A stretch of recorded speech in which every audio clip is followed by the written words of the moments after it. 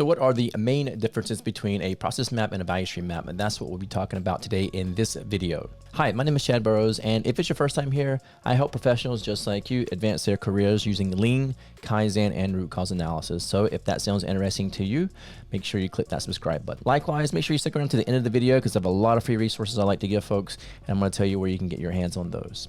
But for now, let's talk about the differences between process maps and value stream maps. Now, by the end of this video, you're going to understand the differences between a process map and a value stream map, but you're also going to see examples of a process map and a value stream map used together, how we can use these together to solve a problem. And I'm going to give you an example using a process that we're all familiar with. And I'm going to show you how to incorporate a Sipoc into this process. Now, if you're not familiar with a Sipoc, not to worry, by the end of this video, you'll have a better understanding of what that is as well. So let's jump into this. And so first we're going to take a look at our process. And as I mentioned, we're going to use a process that we're all familiar with, and that is making pizza. Now, for our example, we're going to look at a pizza shop. And right here on the screen, you can see we sort of have our area set up. And if you can imagine, maybe we've gone to our pizza shop and we were hired as a consultant to go in and look at maybe ways they could save time throughout their process. So we go in and we look at the process and we just throw some sticky notes up on the board because, we're trying to move along very quickly. And so what we have is we have an order area, we have a dough prep area, we have a fridge where we keep,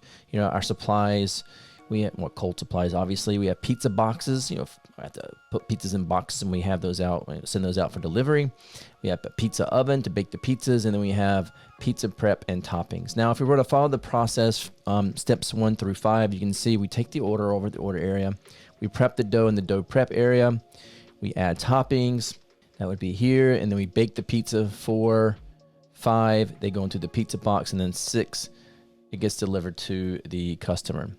And that's how the process is set up. And this is how it would look maybe in the pizza shop, right? It's not any rhyme or reason. It's just this is the way they have it set up. And so we want to map out the process as it's set up in the pizza shop.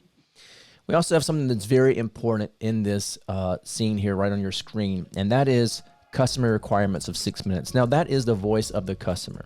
When we look at the voice of the customer and we think about a process, we're always comparing the voice of the customer to the voice of the process. I talk a lot about this in other videos, even when we get down to complicated topics like CPK, and I've done a video on that where we talk about, hey, the voice of the process is the output of our process when we're measuring a widget, right? Whatever the output or whatever the measurement is of that process, that is the voice of the process. And then when you have the specifications, that is what the customer expects out of the process, that's the voice of the customer. So we're always measuring those things together. So we have the voice of the customer, and now we need to look at the voice of our process. And so what we can do is we say, all right, well, let's take some cycle times. That's normally what we do, right? We'd go out and take some cycle times, and we can see, again, I've done this for us to sort of speed up the process, but you can see number 1, we order the pizza, right? And then we get over to pizza dough prep, and that takes about 2 minutes. And then we go over to add toppings, and that takes 7 minutes. We bake the pizza, takes about 5 minutes, and then we put the pizza in the box, takes about a half a minute, 30 seconds. And so right away, we can see that there's something that stands out here, right? And we call this a constraint. And if you remember from last week's video, if you haven't seen that, make sure you go watch last week's video, but I talk a lot about the value stream map and the constraint in the value stream map and how we exploit the constraint. And right here, we can see that we have a 7-minute process that exceeds all the other process steps. Ideally, we want to try to balance this out, right? But naturally, there's always going to be some constraint, and that's what we call the theory of constraints, and we're always chasing the constraints. Again, go watch that video from last week if that doesn't make sense. But seeing this on the screen makes sense, right? You have a 7-minute process. That's the slowest step in the process, and what this is telling us is no matter how fast, we order the pizza, we have dough prep, and we put a pizza in a box. No matter how fast we do everything else in the process, we're never going to be as fast as 7 minutes. It means there's always going to take us 7 minutes to get one pizza out of this process, okay? And so we want to speed that up, or we want to take a look at least at that process step and figure out what can we do better. But first, I like to take the process as it is and sort of make it linear because, again, remember when I said at the beginning of this video, make sure you're thinking about your processes and how you can use this for your process steps. So it doesn't matter if it's transactional in the service industry or if it's in manufacturing. You can use the same process I'm about to show you. So I like to make it linear. And in order to do that, we just make it simply linear. Is very easy, and this is where you get into the value stream map. Now, this doesn't look like a traditional value stream map, but certainly it does have value in it, right? We can look at this and see that we just carried down the cycle times. Now, we didn't put in what the value add, non-value add, and all that, but we do have the process steps, and then we have the voice of the customer. So we could say that the voice of the customer is 6 minutes. Maybe that's the tact time, right? So we know that every 6 minutes we want a pizza produced, cooked, ready to go out of this process. And right now we can only get a pizza out every 7 minutes because that's the slowest step in the process. Check this out. We have a Kaizen burst there, right? In case we want to do a Kaizen there. But we have this value stream map here, basic as it is, but now we can dive down into that process step a little deeper. And this is why I always talk about the value stream map being the 30,000 foot view and the process map being the 30-foot view, because now what we're going to do is we're going to dive down into this one pizza prep toppings step, and we're going to look at the process map for that step. Now think about that when you're looking at your own processes, right? You might have a value stream map that you have a step in that's the longest step in the process, and you want to dive deep on that, and that's where you can use process maps. So let's show you how that looks. And so now I've already gone ahead and done this, but I'm going to run through this with you really quickly. We have the pizza prep toppings area. Now remember, this is from just the pizza prep area, right? This is the 7-minute process we just talked about. So basically they receive some sort of pizza toppings list. I'm like, okay, if it's going to get sausage, extra cheese, pepperoni, all that jazz, right? And then, so this person has to go out and get the dough. So they go get the dough for the pizza.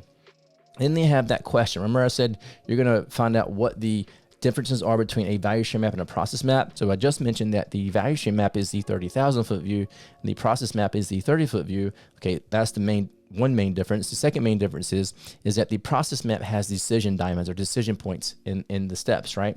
Whereas a value stream map does not. A value stream map, that's the second difference. A value stream map has a time ladder in the process, whereas a process map does not. And that's the third difference. So right here, we're entering into the decision point for the process map. Is the dough the right size? Now, if the dough is not the right size, we can certainly go in here and put no if we wanted to. Then we'd say, okay, well, if it's not the right size, we need to adjust the dough to the right size. If it is the right size, then we need to go get the toppings. And then we add the toppings.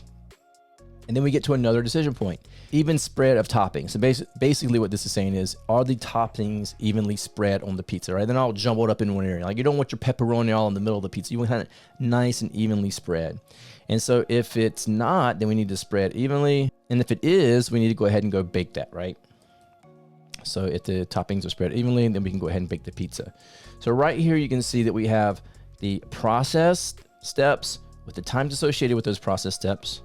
We have the pizza shop with the voice of the customer. So this is our value stream map, basic as it is. And we're diving down into the pizza toppings area. We're adding toppings to the pizza because that's the longest step in the process. And we need to figure out what's going on. Now, I've done this in the past and I want to add it here. Even though we have a process map here, we can see there's a lot of steps happening, but we don't know how long it's taking for each one of these. I would say we certainly see that, you know, they're having to go get the dough, which means they have to walk somewhere and get the dough. They're having to like ask themselves, is the dough the right size, right? And then they're making the dough the right size. And these are things we could look at and see if there are wastes associated with it. And that's where you can get into things like the waste walk, right?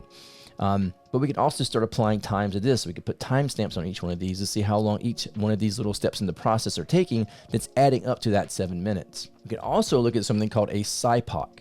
And a Sipoc stands for Supplier, Inputs, Process, Output, and Customer. And I'm not going to go through the entire Sipoc, but I do want to show you that you could use that to figure out, and you can kind of see I've done one down here at the bottom because I'm going to do a video on this eventually. And this is also inside of the Kaizen Pro system. It's in the membership area where I've gone through and shown you how to do all of this. And that's why this is on the screen. I've already done all of it. But anyway, you can see that I have supplier, input, process, output, customer, and I have some funny numbers at the top because you're like, why aren't these in order?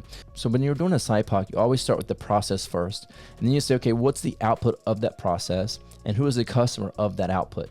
And then you go back to the other side and go, okay, now what do we need? What inputs do we need to that process to get that output for our customer? And then you ask yourself the final question, which is here at 5, is who is the supplier of those inputs? So if I were to run through this sequentially, and I'm going to go back here to the beginning, I would go through and I would list my process steps out. Now, a lot of times you'll see people list the process at the bottom. I don't like doing that. This is the way it works best for me, but you use the way it works best for you. So right here, you can see I put the process steps in from our pizza shop. We have received the order details, prep the pizza, bake the pizza, and then it's out for delivery, or we prep the pizza for delivery. And that's the process, right? Now we go over and say, okay, well, now that we have the process, what's the output of the first step in the process? Receive order details. And the output of that is, well, it's the size of the pizza the toppings, and the delivery method, right? Because we need to know what size pizza has been ordered, what toppings, are on the pizza that the customers want, and then what's the delivery method? Are we going to actually deliver this, or is it in-house dining, right? Are they in the dining room eating? And then who is the customer for that? And that's the pizza prep person. And there's where it gets a little tricky. It's not the actual customer, the end customer, although they will be at the end, but right now they're not the customer, right? Because the customer is going to be the person prepping the pizza. And you'll see that throughout this entire Sipoc is kind of a zigzag pattern. So if that's the pizza prep person, then we go back and look at the inputs to that process. Of course, you need to order details. And who is the supplier? The customer, right? The customer from the point of sale system. So the customer is going to be the one ordering that. And so let's now look at the next step where you have prep pizza. Well, what's the output of prepping pizza? Well, it's a large pepperoni pizza, right? With cheese and tomato sauce, because that's what the customer has ordered. And if that's what the customer has ordered, who is the output of that process? Or who's the customer of this output? And it's gonna be the oven operator, because in the next step, they have to bake it. So the prep pizza person is actually gonna deliver that prepped pizza to the oven operator to bake the pizza. And that's where you get that zigzag pattern I was talking about. But so let's go back now. So you have prep pizza, and then number 4 is, okay, to prep the pizza, what inputs do you need to prep the pizza? Well, you need the order details, the dough, the tomato sauce, the pepperoni, and the cheese. Okay, well, who's the supplier of these inputs? Customer. The customer is going to give us the order details. Prepared Foods Inc., that's made up, right? They give us all the dough, tomato sauce, and pepperoni and cheese. They supply us with all of that. We made that up. But you can see that once you get something like this, you can look at each step in the process and figure out, what is it that I need out of this process? And the reason that's important is because if you know what you need as an output of that process step, then you'll know what you need as an input, right? You'll say, okay, if I need a good quality pizza as an output, then in order to get that output, I need good quality ingredients as an input. I need pepperoni, I need good cheese, I need all these things. Now, equate that to what you're doing in your business. Like if you're in finance or if you're in accounting and you have a closing date coming up, right? We have this close coming up. Well, then you need inputs from a lot of different departments. If the output is a good close date with everything that you need to have a proper accounting close, then you need a lot of different inputs from different departments. And you need to go through and look at those inputs and say, all right, I know I need these inputs. By when do I need these inputs, right? By when do I need these inputs to get a good close date? So you can use this for a lot of different things when you're thinking about a Sipoc, but I wanted to give you a really easy example here about a pizza shop, because I think we're all familiar with pizza, and it kind of simplifies it for us so we can contextualize it and maybe think about how we can use this same tool for our business and our processes. So I know this is quick, but we've gone through the value stream map. You've discovered the top 3 differences between a value stream map and a process map. We've gone through a process map to show you how we can take a value stream map, pick out the slowest step in the process, and really dive down to the 30-foot view process map on that process step so we can analyze that process step and figure out what's going on with it. Why is it taking so long? We've also looked at a Sipoc, how we can incorporate that to look at the inputs and outputs, so we're guaranteed to get a good output if we get good inputs. And you could use that in conjunction with the process map, right? Because if we look at each step in the process and we're finding out that they got to go get dough as an input to their own process step, we need to be figuring out, why do they need to do that? Is that something we can set up prior to that step? But it's something that we would go into another step in another video. But I at least wanted to show you the difference between process maps and value stream maps, and I hope I've conveyed that in this video. If you have any further questions, make sure you put those down in the comment section below. All the free stuff that I give you is either going to be in the banner at the top or in the description of this video. Likewise, you can check out my website at www.learnkaizen.com, and I have some free resources over there, as well as some courses. Again, my name is Chad. Thank you so much for watching this video, and I'll see you in the next one.